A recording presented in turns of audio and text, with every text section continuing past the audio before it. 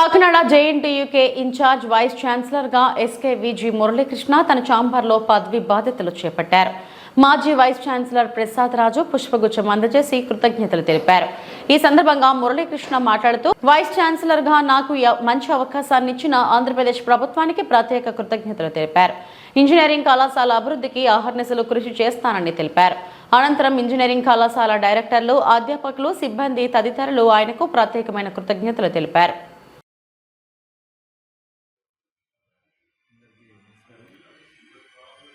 కేవీఎస్జీ మురళీకృష్ణ అనే నేను JNTUK Kakinada vice chancellor ఇన్ఛార్జిగా బాధ్యతలు తీసుకున్నందుకు చాలా గర్వంగా ఫీల్ అవుతున్నాను. ఈ అత్యద్భుతమైన అవకాశాన్ని ఇచ్చినందుకు స్టేట్ గవర్నమెంట్కి ధన్యవాదాలు తెలియజేసుకుంటున్నాను.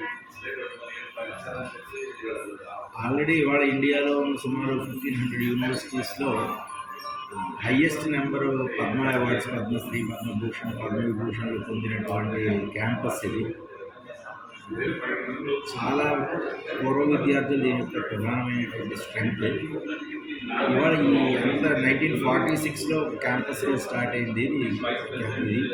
అప్పటి నుంచి కూడా ఒక చాలా స్ట్రాంగ్ సిస్టంలో ఉన్నటువంటి యూనివర్సిటీ ఇది. దీని ముందున్న వాళ్ళందరూ కూడా చాలా అద్భుతంగా ముందుకు నడిపించారు. దీనికి ఇవాళ న్యాక్ అక్రిడిటేషన్ ఉంది, A+ ఉంది, MBA ఉంది. దీంట్లో ఉన్నటువంటి అటానమస్ కాలేజెస్, చాలా కాలేజెస్ అటానమస్ అవ్వడానికి మా యొక్క సిస్టమ్స్ ఉపయోగపడ్డాయి. వాళ్ళకి UGC రికగ్నిషన్ వచ్చింది. ఇవాళ నేషనల్ ఎడ్యుకేషన్ పాలసీ కూడా ఏంటంటే మన దగ్గర ఉన్న ఎఫిలియేటెడ్ కాలేజెస్ కానీ